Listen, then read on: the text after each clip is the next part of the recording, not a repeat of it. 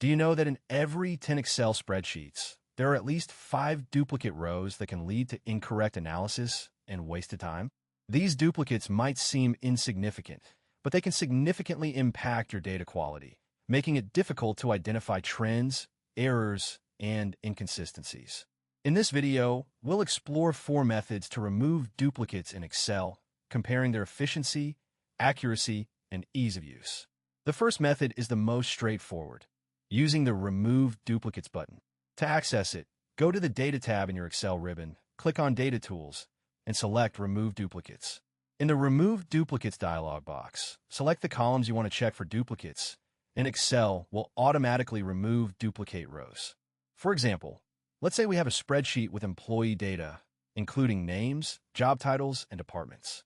We can select the employee name column and click OK to remove duplicates. Excel will then remove